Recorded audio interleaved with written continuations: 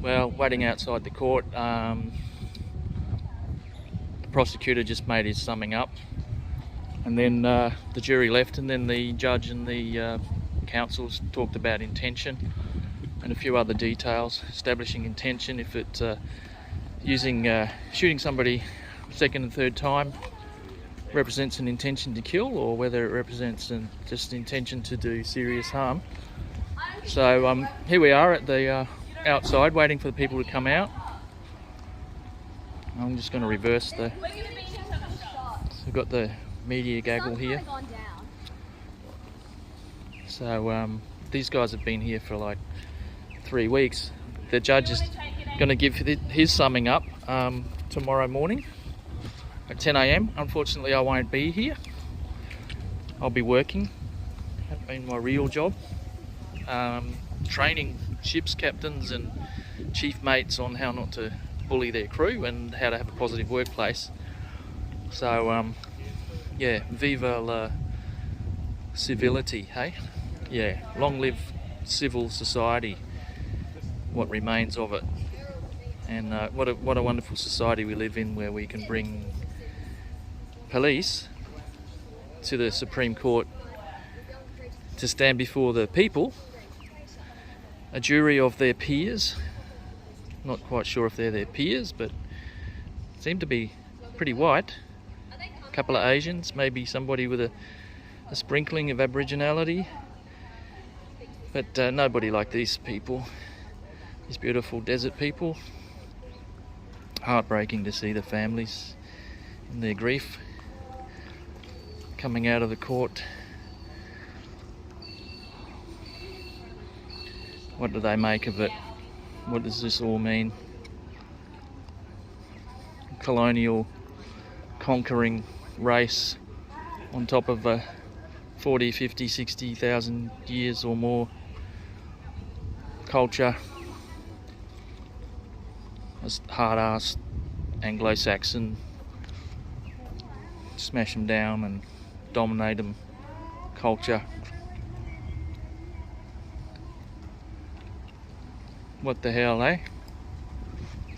Oh, but we have a Supreme Court. It wouldn't surprise me if Constable Rolfe walks. It would be remarkable if he doesn't. It's fairly rare for a police officer to be charged, and they've got a fairly strong case that he felt that the other officer's life was in danger. He couldn't see where the knife was. There was some rips to the clothes, not the knife, the scissors. It wasn't 100% sure whether the arms were pinned down or not, and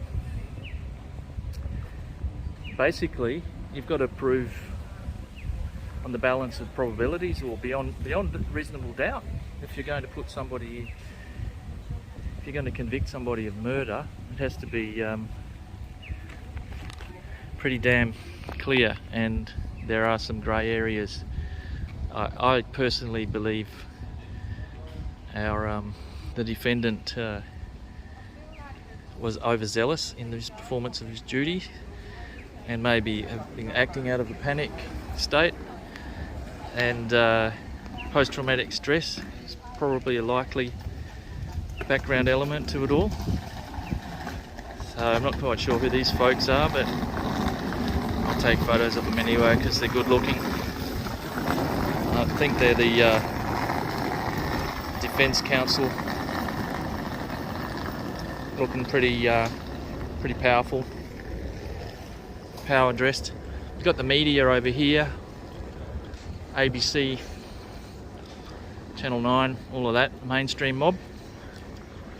Bless them, with their top heavy models of the truth, filtered by God knows what.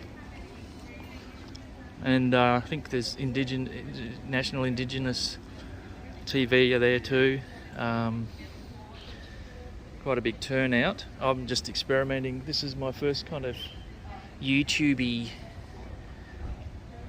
independent media attempt today, and got to say it's good, it's gratifying. I'd probably do a bit more.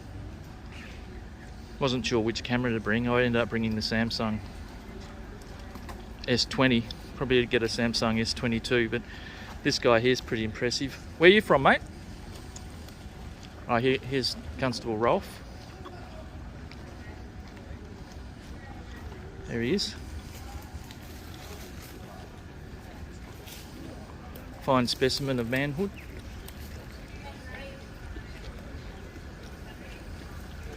It'd be good to have blokes like that if we had a war. But I don't know if we need a war on Aborigines at this moment. They're pretty well suppressed and repressed and depressed and oppressed. I think the whole thing was just handled ridiculously badly, and we need much better community policing. Anyway, I'm out of here.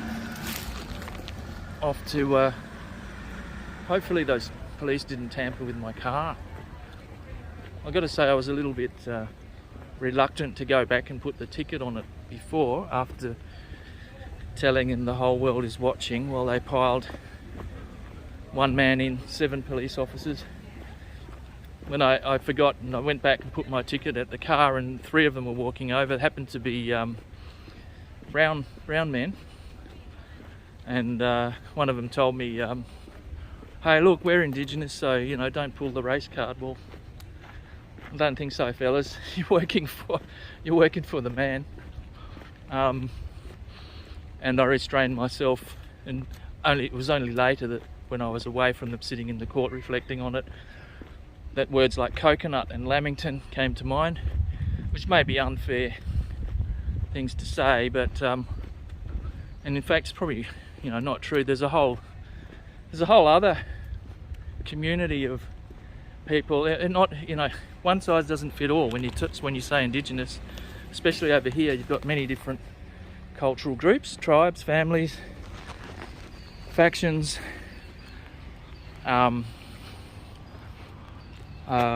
different claims to land rights, etc. There's a lot of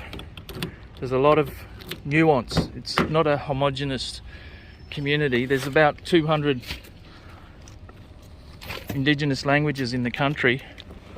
Any traditional Aboriginal would probably speak 6 of them. You only go 20 or 30 miles in Arnhem Land and you're in a completely different language group, not just a dialect. So there's that, and there's also the assimilated versus the unassimilated. There's the mixed races versus, not versus as in conflict, but as in difference. Just like, you know, the Irish and the Italians. You know, just because we're European doesn't mean we all think the same way. And